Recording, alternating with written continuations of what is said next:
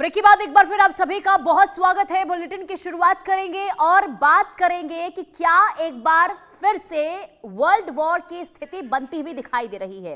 पूरी खबर आपको विस्तार से बताएंगे, भविष्यवाणी इस पर करेंगे कि आखिर मिडिल ईस्ट में चल क्या रहा है। तो आपको बता दें कि मध्य पूर्व में तनाव अब केवल बयानबाजी तक सीमित नहीं रह गया है, बल्कि समुद्र और आसमान और जमीन तीनों मोर्चों पर टकराव खुलकर सामने आ रहा है। और ताजा घटनाक्रम में अमेरिका ने ईरान के खिलाफ बड़े पैमाने पर हवाई हमले किए हैं और अमेरिकी सेंट्रल कमांड का यह दावा है कि यह कार्रवाई हॉर्मुज जलजमरू मध्य में व्यापारिक जहाजों पर हुए हमलों के जवाब में की गई है। रिपोर्ट्स के मुताबिक अमेरिकी लड़ाकू विमानों ने ईरान के कई सैन्य और रणनीतिक ठिकानों को निशाना बनाया, जिनमें missile launch sites, command centre और परिवहन ढांचे से जुड़े ठिकाने शामिल बताए जा रहे हैं। वहीं दूसरी ओर ईरान ने भी जवाबी कार्रवाई करते हुए खाड़ी में अमेरिकी हितों और सैन्य ठिकानों को निशाना बनाने की कोशिश की है। बहरीन और कुवैत में सायरन बजने की खबरें सामने आई, जबकि क्षेत्रीय air defence system high alert mode पर आ गए हैं। पूरे घटनाक्रम का सबसे बड़ा केंद्र बना हुआ है स्ट्रेट ऑफ हॉर्मुज, और यह वही समुद्री रास्ता है जिससे दुनिया के ऊर्जा व्यापार का बड़ा हिस्सा गुजरता है। इस क्षेत्र में किसी भी सैन्य तनाव का असर सीधे वैश्विक बाजार और अंतर्राष्ट्रीय व्यापार पर पड़ सकता है। अब जरा ये 6 तस्वीरें आपको दिखा रहे हैं। ईरान पर वहां अटैक हुआ, बर्बादी हर ओर इस वक्त देखने को मिल रही है, और ये 6 तस्वीरें बता रही है कि ईरान इस वक्त दहल रहा है अमेरिकी हमलों से, क्योंकि अलग अलग हिस्सों में देखे ईरान के ये हमला। बुशहर में चाबहार पर यह हमला हुआ है, 85 ठिकाने जमींदोज कर दिए गए हैं। हम झुकने वाले नहीं हैं, यह भी कहा गया है ईरान की ओर से। हमलों पर ईरान की ये हुंकार, और ट्रंप ने खुली चेतावनी दी है और ये कहा है कि अगर ईरान एक हमला करता है तो 20 गुना ताकत से हम जवाब देंगे।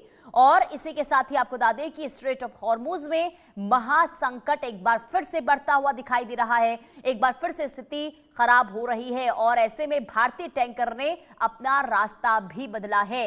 ये 6 तस्वीरें ताजा हालात बताने के लिए काफी है कि मिडिल ईस्ट में इस वक्त क्या स्थिति देखने को मिल रही है। और ये हमले बता रहे हैं, यानी कि अमेरिका की ओर से 24 घंटे में 2 बड़े हमले हुए हैं। पहला हमला जब हुआ था तो 80 ठिकानों पर हमले, और इसके बाद जो दूसरा हमला हुआ है जिसमें 150 ठिकानों पर हमले हुए हैं, यह दावा अमेरिका ने किया है, जिसमें हालात बहुत ज्यादा खराब होते हुए दिखाई दे रहे हैं। हमारे साथ आचार्य राकेश चतुर्वेदी ज्योतिषी जुड़ चुके हैं। बहुत स्वागत है आचार्य जी आपका इंडिया न्यूज पर। ये मिडिल ईस्ट में आखिर हो क्या रहा है? आखिर ये जो ग्रह योग बन रहे हैं, आखिर देखिए शुभ संकेत तो नहीं है, लेकिन ये स्थिति आखिर किस ग्रहों की वजह से उत्पन्न हुई है, और आगे भविष्यवाणी क्या आपको नजर आ रही है? क्या वाकई में वर्ल्ड वॉर 3 की संभावना दिखाई दे रही है क्या?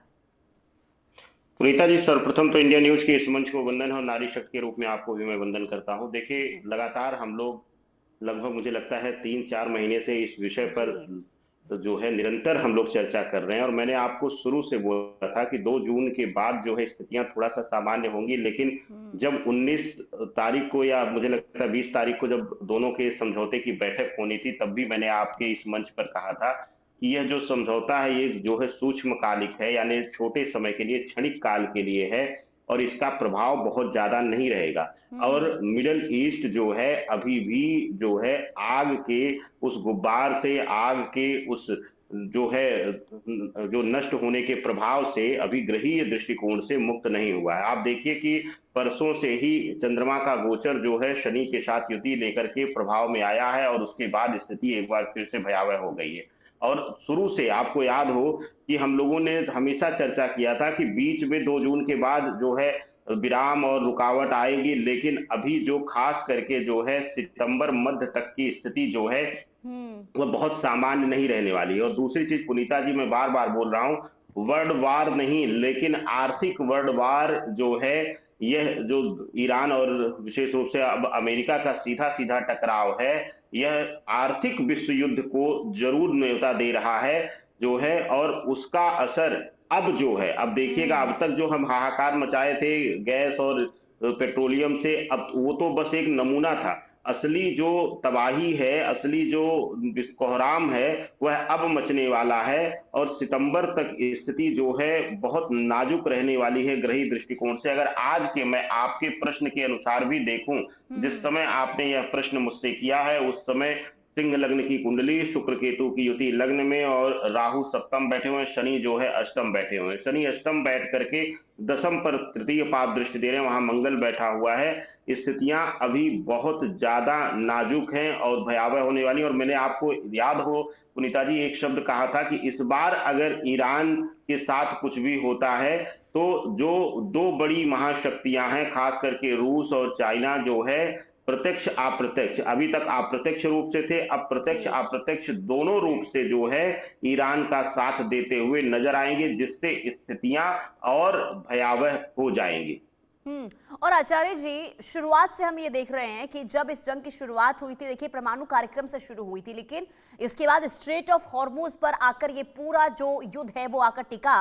और अब जब तीसरी बार इस जंग की शुरुआत होती हुई दिखाई दे रही है, जिसमें मुद्दा स्ट्रेट ऑफ हॉर्मूज ही है, ऐसे में आपकी भविष्यवाणी क्या बता रही है?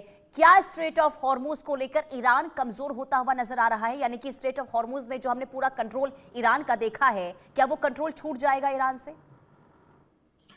पुनीता जी, अभी ग्रहीय दृष्टिकोण से शनि मीन राशि में है और निरंतर हम लोग इस पर चर्चा किए हैं कि जो युद्ध होगा वह जल आधिपत्य, जल मार्ग आधिपत्य और जलीय चीजों को लेकर के, और उसमें जो है शनि मीन राशि में जल तत्व की राशि में होते हुए जो है विशेष रूप से जो है पेट्रोलियम इत्यादि और साथ ही साथ ऊर्जा के क्षेत्र, इस सभी को प्रभावित करता हुआ दिखाई दे रहा है। लेकिन अगर ग्रहीय दृष्टिकोण से देखें तो अभी भी राहु का जो गोचर है वह इसी वर्ष दिसंबर में होगा और वह भी जो है तो शनि की ही राशि में होने वाला है। तो ऐसे में मुझे नहीं लगता कि अभी जो है स्टेट ऑफ हॉर्मूज किसी तरीके से पूर्ण मुक्त हो पाएगा और किसी नए सत्ता के अधीनस्थ आ पाएगा। अभी वहां ईरान का हस्तक्षेप जो है परस्पर बना रहेगा और यही एक सबसे बड़ा तनाव का कारण है जो है अमेरिका के लिए भी और बाकी देशों के लिए भी। एक चीज और मैं आपको कहना चाहता हूं कि मैं शुरू से बोला हूं, जो ईरान की भौगोलिक स्थिति है, जो उसकी कुंडली का प्रभाव है,